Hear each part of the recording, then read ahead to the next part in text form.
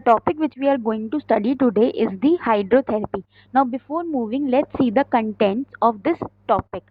Now, this topic is divided into 5 parts. So, there are 5 headings under which the topic will be covered.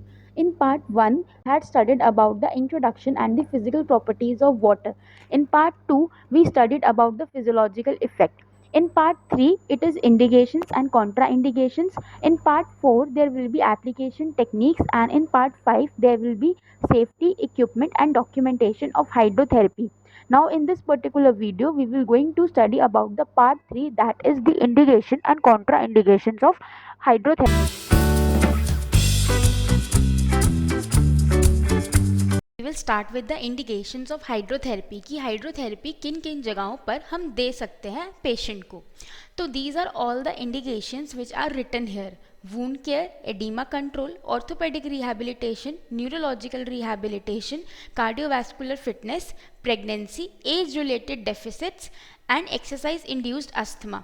तो बच्चों ये सारी वो conditions है जहाँ पे हम हाइड्रोथेरेपी यूज़ कर सकते हैं अपने पेशेंट को ट्रीट करने के लिए.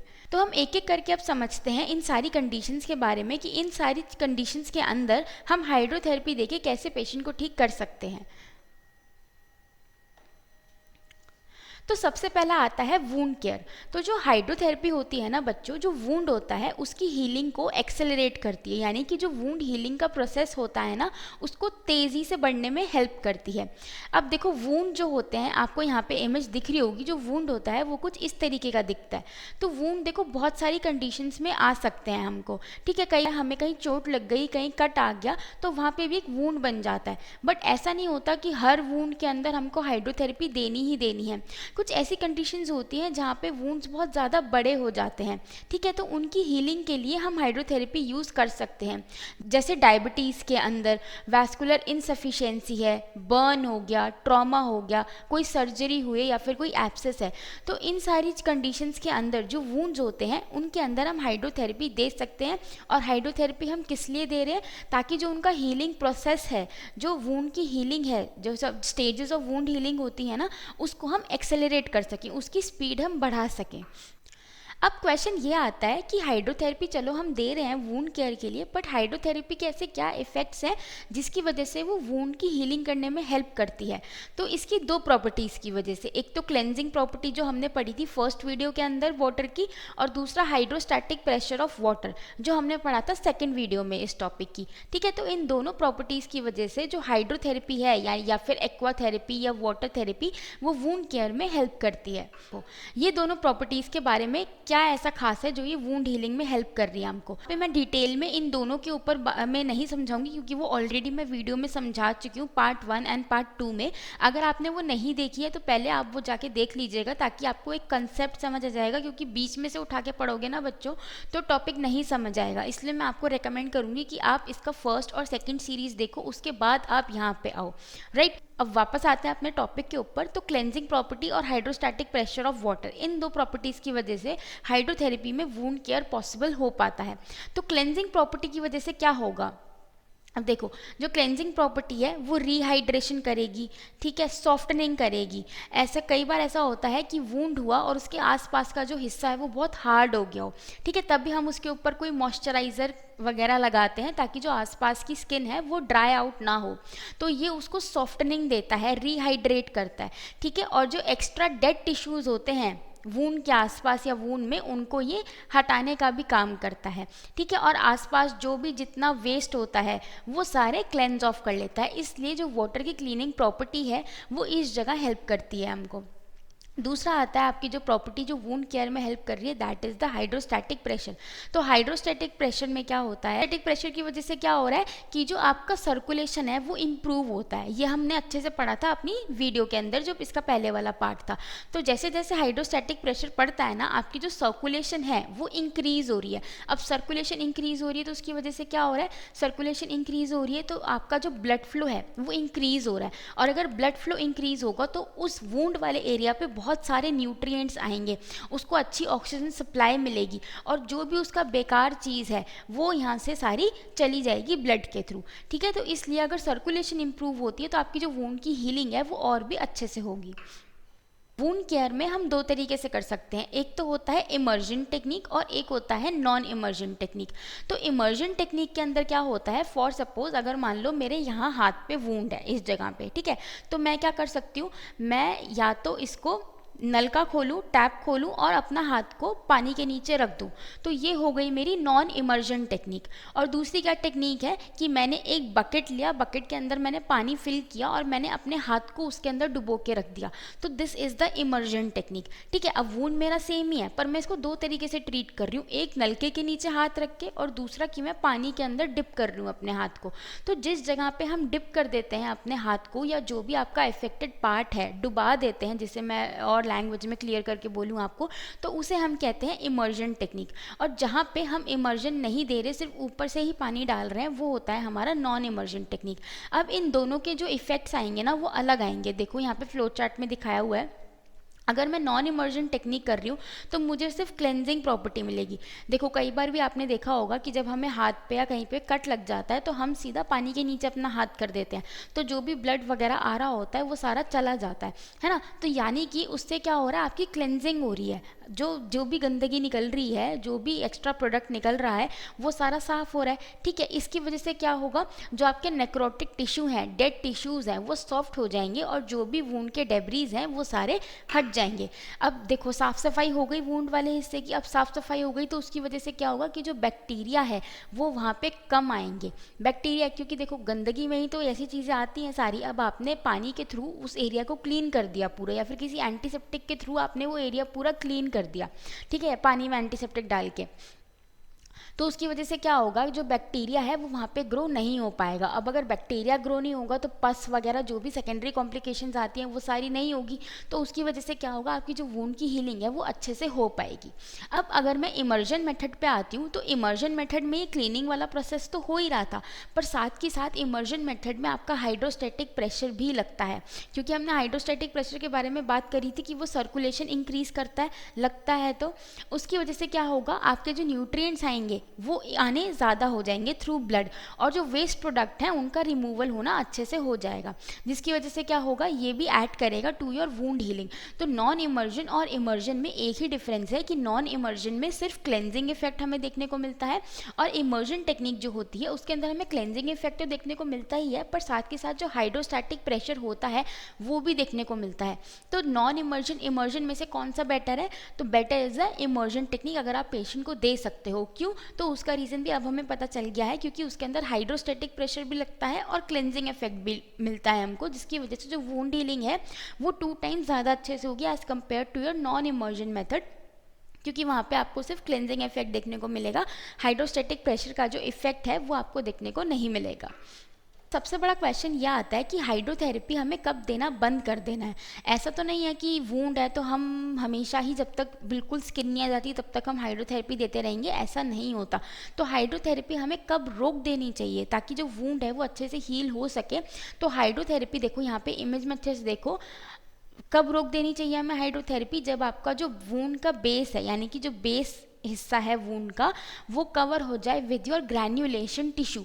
अब ये ग्रैन्युलेशन टिश्यू हमारी स्टेजेस ऑफ वूंड हीलिंग में बनता है, जब हमने पढ़ी थी स्टेजेस ऑफ वूंड हीलिंग, ठीक है। तो उसमें जब ग्रैन्युलेशन टिश्यू आ जाता है तब आपको जो हाइड्रोथेरेपी है वो रोक देनी चाहिए, उसके बाद आपको हाइड्रोथेरेपी नहीं देनी। The second point of the indication is the oedema control. अब देखो एडिमा होता क्या है, तो लोकल लैंग्वेज में एडिमा इज द स्वेलिंग, ठीक है, बहुत लेमैन टर्म्स में अगर मैं आपको बताऊँ तो एडिमा को स्वेलिंग कह सकते हैं हम, ठीक है। तो ये किसकी वजह से होती है, जब एक जगह पे बॉडी के किसी एक हिस्से में बहुत सारा फ्लूइड इकट्ठा हो जाता है तो उसे हम कहेंगे एडिमा, ठीक है। यूजुअली पेरिफेरल एडिमा हमें देखने को मिलता है, किसकी वजह से, तो इसके वैसे तो बहुत सारे रीजंस हो सकते हैं, बट कुछ रीजंस जो हैं जो मैंने यहाँ पे जॉट डाउन किए हैं, जैसे कि वेनस या लिम्फेटिक इनसफिशिएंसी हो गई। जो वेन्स है ये लोअर लिम्ब में ही ज़्यादा देखने को मिलता है हमें, ठीक है। जो वेन्स हैं वो वापस ब्लड को नहीं पंप कर पा रही हैं, वापस ऊपर लेके नहीं जा पा रही हैं। रीनल डिसफंक्शन है, पोस्ट ऑपरेटिव इन्फ्लेमेशन है। तो ये कुछ रीजंस हैं जिसकी वजह से आपको पेशेंट के अंदर पेरिफेरल एडिमा देखने को मिल सकता है। जो हाइड्रोथेरेपी है वो एडिमा को कैसे रिड्यूस करेगी, और एडिमा एक बहुत कॉमन इंडिकेशन है जिसके लिए हम हाइड्रोथेरेपी यूज़ कर सकते अब ये इसका रैशनल क्या है, हम एडिमा के अंदर हाइड्रोथेरेपी क्यों दे रहे हैं, ऐसा क्या करती है हाइड्रोथेरेपी, तो आओ इसे समझते हैं बच्चे से। ठीक है, तो यहाँ पे भी देखो हाइड्रोस्टैटिक प्रेशर का ही इफेक्ट हमें देखने को मिलता है। जैसे जैसे आप पेशेंट की बॉडी को या फिर जो भी उसका अफेक्टेड पार्ट है जिसमें एडिमा आपको देखने को मिल रहा है उसको आप पानी के अंदर इमर्स करोगे ना, तो पानी एक तो हाइड्रोस्टैटिक प्रेशर और एक कूलिंग इफेक्ट जो होता है वाटर का, उसकी वजह से जो सर्कुलेशन है वो इम्प्रूव होगा और उसकी वजह से जो आपका पेरिफेरल एडिमा है वो आपका रिड्यूस होगा। यहाँ पे भी वही बात लिखी है। अब हमें ये भी पता है कि जैसे जैसे हम पानी में ज़्यादा नीचे नीचे जाते जाएंगे जो आपका हाइड्रोस्टैटिक प्रेशर है वो और ज़्यादा इंक्रीज हो जाता है। यानी कि अगर आप यहाँ पे देखो इस इमेज के अंदर, तो ये जो ऊपर वाला एरिया है पानी का, यहाँ पे हाइड्रोस्टैटिक प्रेशर कम है, बट अगर मैं डीपर जाऊँ, नीचे की तरफ जाऊँ, तो जो आपका हाइड्रोस्टैटिक प्रेशर है वो ज़्यादा लगने लग जाता है।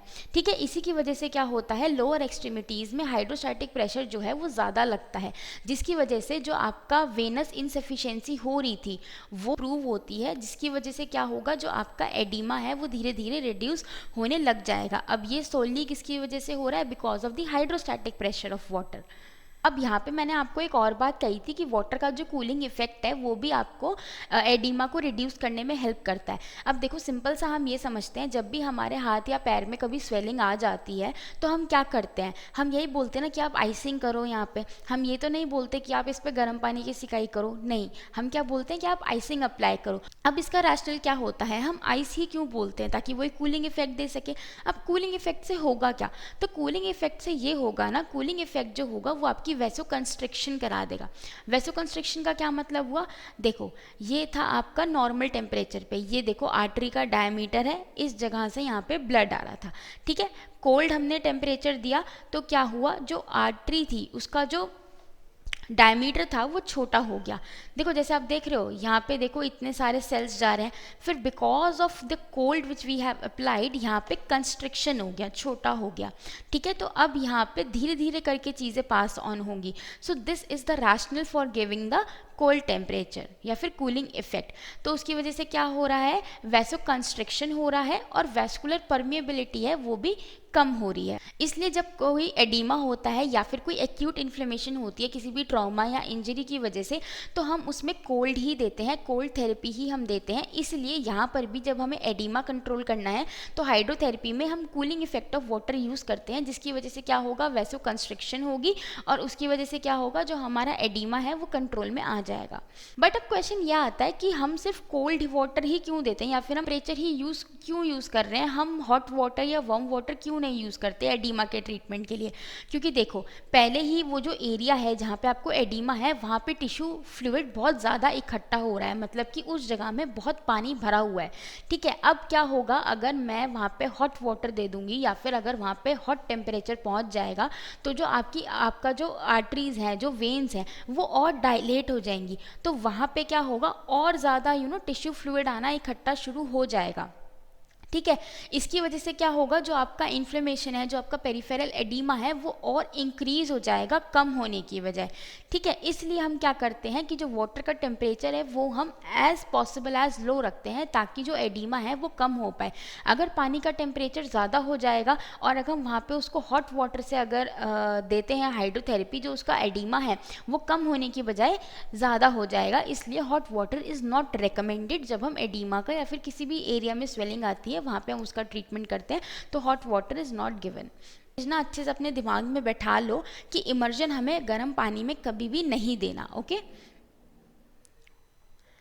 अब देखो यहाँ पे एक अगर आपके मन में डाउट आ सकता है ये कि कॉन्ट्रास्ट बात में भी तो हम हॉट और कोल्ड का यूज़ करते हैं, बट देखो यहाँ पे क्या होता है कि हम ऑल्टरनेटिवली यूज़ करते हैं, एक बार ठंडे में एक बार गर्म में। तो उसकी वजह से क्या होता है, एक बार वैसो कंस्ट्रिक्शन हुआ, एक बार वैसो डायलेटेशन हुआ। अब इसका रैशनल मैंने समझाया था पूरा अपना कंट्रास्ट बात की वीडियो में, अगर आपने वो नहीं देखा तो मैं डिस्क्रिप्शन में उसका लिंक दे दूंगी, आप देख लेना।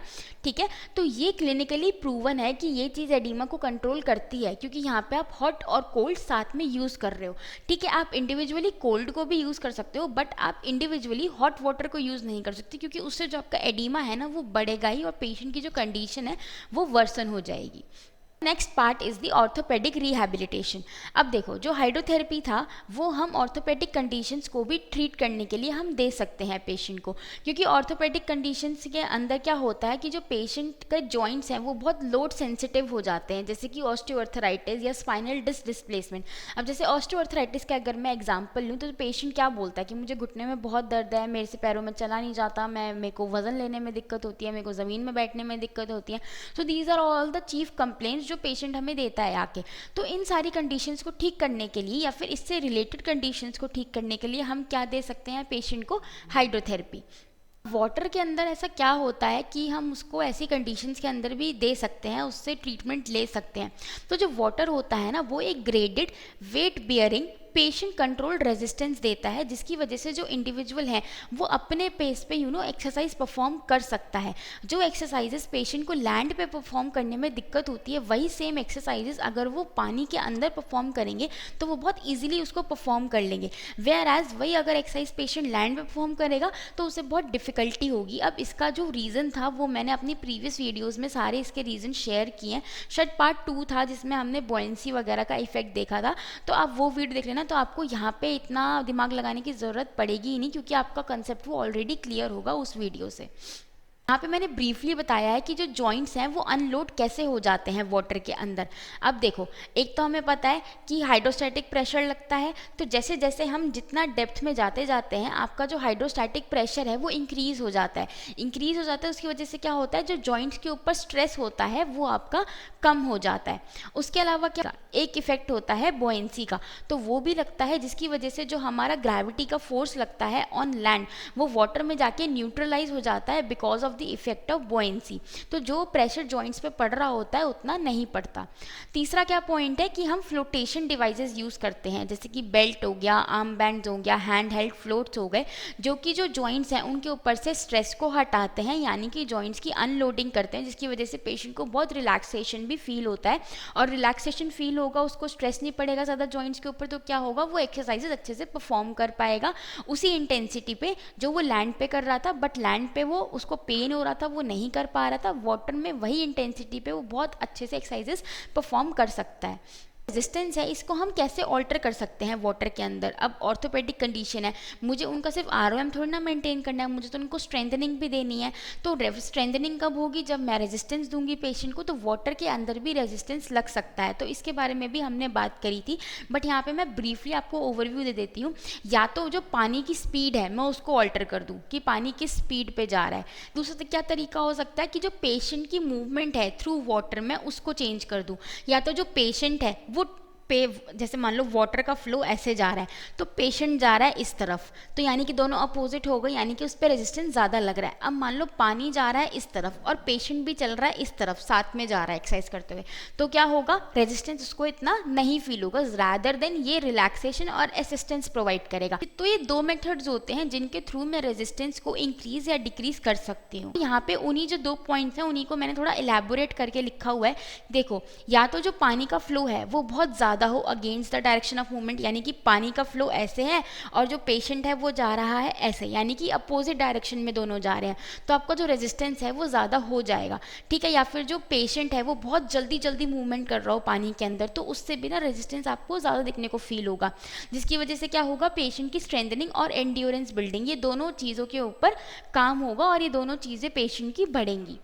Now the next point is the neurological rehabilitation. अब देखो, जो चीज़ें हम ऑर्थोपेडिक के लिए कर रहे थे वो तो हम कर ही सकते हैं, बट साथ में हम पेशेंट को प्रोप्रियोसेप्टिव इनपुट भी दे सकते हैं, वेट रिलीफ भी दे सकते हैं और पेशेंट को एक सेफ एनवायरनमेंट भी देते हैं यहाँ पे, जिससे वो जो एक्सरसाइजेज है वो ज़्यादा अच्छे से कर सकता है। क्योंकि देखो, न्यूरोलॉजिकल डिसफंक्शन के अंदर ना बैलेंस का भी एक बहुत बड़ा इशू आता है, तो पेशेंट को ना एक बहुत सेफ एनवायरनमेंट चाहिए होता है जहाँ पे वो अपनी सारी एक्सरसाइजेज हैं वो अच्छे से कर सके। अब देखो, एक हो गया हमारा बोएंसी का इफेक्ट। बोएंसी की वजह से क्या होता है, जैसे हमने अभी समझा था कि जो जॉइंट्स के ऊपर लोड होता है उनको वो कम कर देता है, अनलोडिंग करता है जॉइंट्स की, यानी कि जो अनड्यू स्ट्रेस है वो कम हो गया। दूसरा क्या था, हाइड्रोस्टैटिक प्रेशर भी लग रहा था। हाइड्रोस्टैटिक प्रेशर की वजह से क्या हो रहा था, जो एब्डोमेन है उसको सपोर्ट मिल रहा था, ठीक है, थ्रू दी हाइड्रोस्टैटिक प्रेशर। अब इन दोनों चीज़ों की वजह से क्या हुआ, जो पेशेंट की ब्रीदिंग थी, न्यूरोलॉजिकल केसेस में ना आपको ये बहुत देखने को मिलता है कि जो पेशेंट की ब्रीदिंग है ना वो भी ऑल्टर्ड है, वो भी नॉर्मल नहीं हो रही है।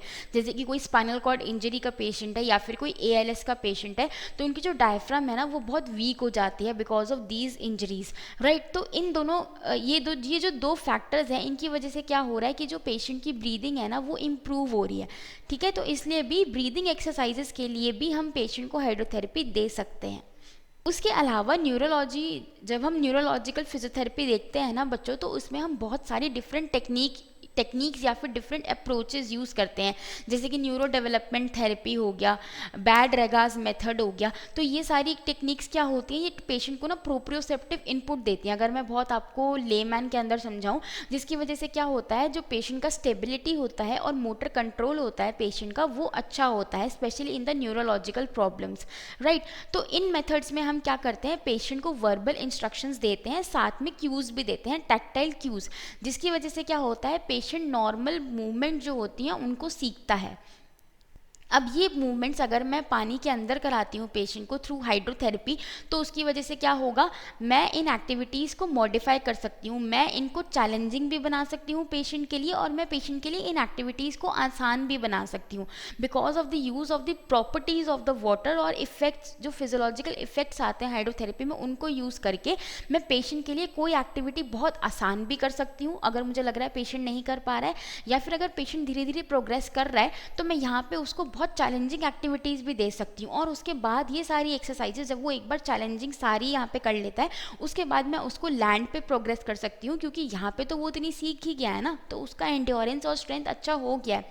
जब वो लैंड पे आएगा तो उसके लिए फिर बाकी एक्सरसाइजेस करना बहुत आसान हो जाएगा, ठीक है। तो ये कुछ फ़ायदे होते हैं हमें हाइड्रोथेरेपी के।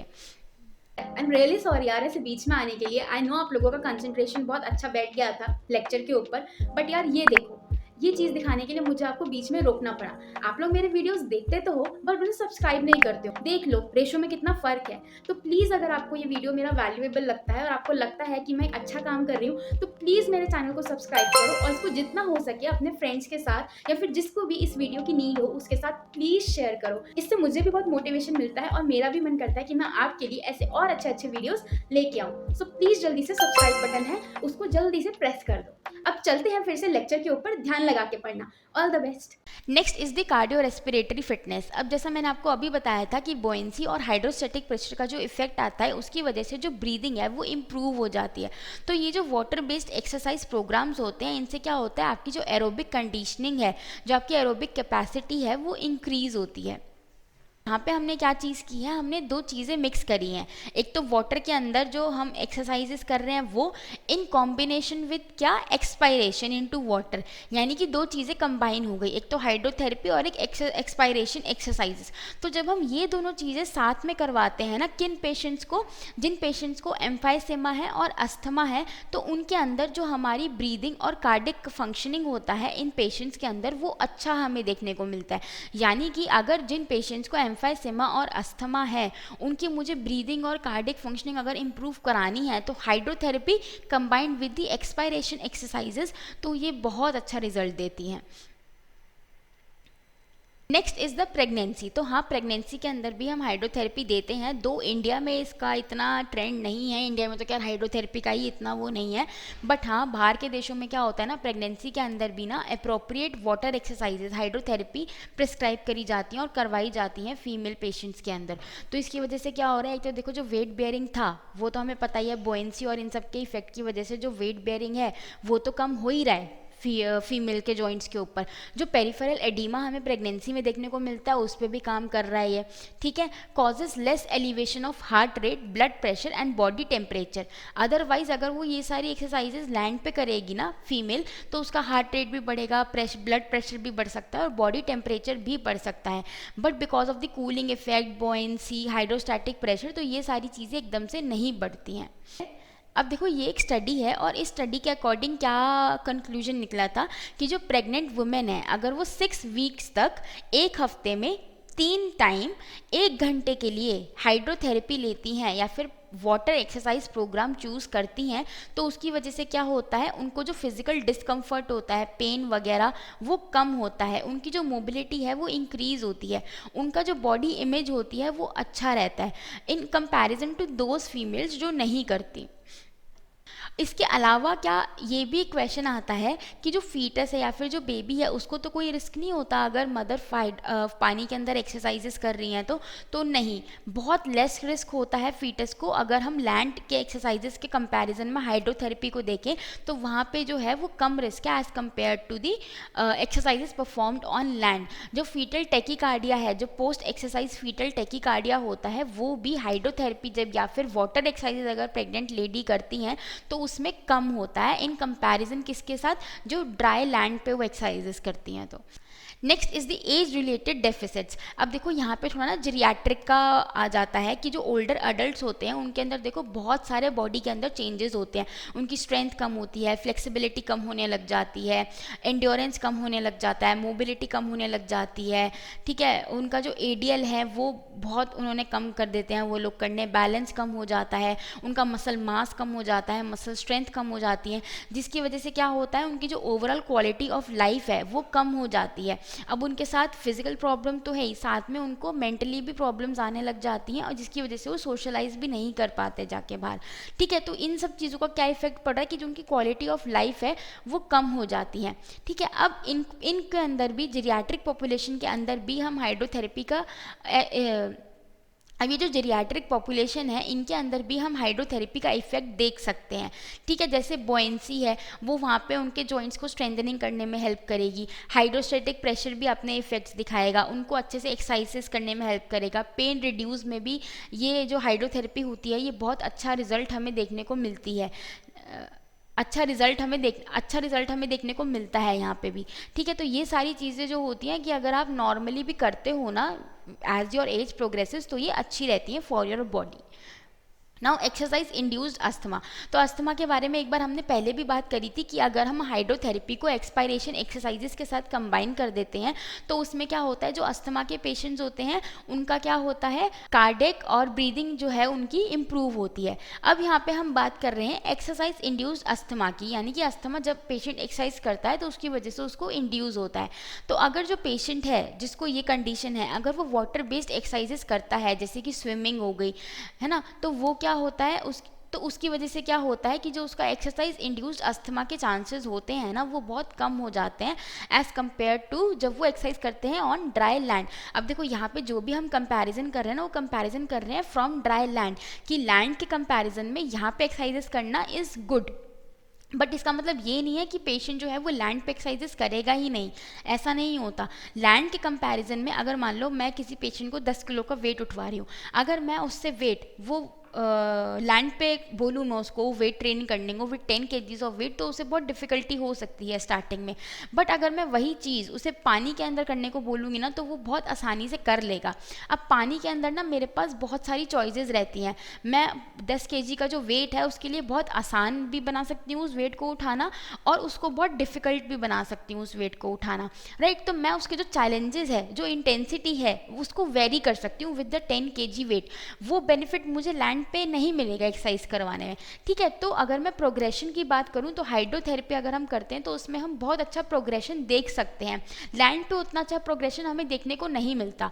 बट अगर वैसे देखा जाए तो सबसे पहले हमें पेशेंट को हाइड्रोथेरेपी ही करवानी चाहिए, उसके बाद we should progress to land exercises. तो लैंड एक्सरसाइजेस एक प्रोग्रेशन है फ्रॉम हाइड्रोथेरेपी, बट हाइड्रोथेरेपी के अंदर ही मैं बहुत सारे पेशेंट को चैलेंजेस दे के उसकी जो फिटनेस है उसको इम्प्रूव कर सकती हूँ। अब कॉन्ट्राइंडिकेशंस क्या है, अब ये सारी जगह तो हमने पढ़ी कि यहाँ पे हमें हाइड्रोथेरेपी हम दे सकते हैं, बट अब ऐसे कौन कौन से कंडीशंस हैं जहाँ पे हमें हाइड्रोथेरेपी है वो नहीं देनी। बैलेंस डिसऑर्डर है, एपिलेप्सी है, कोल्ड है, इन्फ्लुएंजा है, इनकॉन्टिनेंस की प्रॉब्लम है पेशेंट को, बहुत ओपन वूंड्स हैं, कॉन्टेजियस डिसऑर्डर्स है, रीसेंट सर्जरी हुई है, हेपेटाइटिस है, यूरिनरी ट्रैक्ट इन्फेक्शन है, तो ये सारी वो कंडीशंस हैं जिनके अंदर जो हाइड्रोथेरेपी है it is Contra indicated. So this is all about the indications and contraindications of hydrotherapy. If you have any doubts, so you can ask me in the comment section. I will try to answer it to the best of my knowledge. And if you have not seen the first two parts of this video, I will link it in the description box and these are also mentioned here. So you can go and check that video out also.